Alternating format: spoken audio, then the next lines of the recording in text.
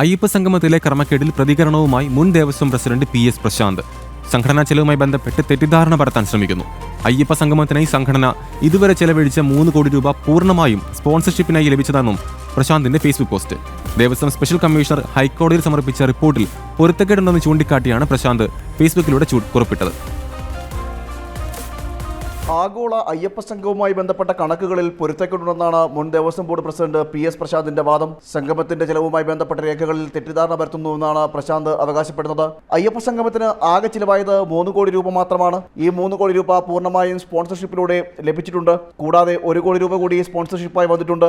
മതപരമായ സമ്മേളനങ്ങൾ, പ്രഭാഷണങ്ങൾ എന്ന ഹെഡ്സിൽ നിന്ന് 3 കോടി രൂപ സംഘാടനത്തിനായി അഡ്വാൻസായി എടുത്തിരുന്നു. സ്പോൺസർഷിപ്പ് കിട്ടിയ മുറയ്ക്ക് അത് 17/10/2025 കൃത്യമായി തിരിച്ചടച്ചുവെന്നും പ്രശാന്ത് വ്യക്തമാക്കി. ഇതല്ലാതെ 1 രൂപ പോലും ഇതുവരെ ദേവസ്വം ബോർഡിൽ നിന്നും ചിലവഴിച്ചിട്ടില്ല എന്നും പ്രശാന്ത് ഫേസ്ബുക്കിലൂടെ പ്രതികരിക്കുന്നു.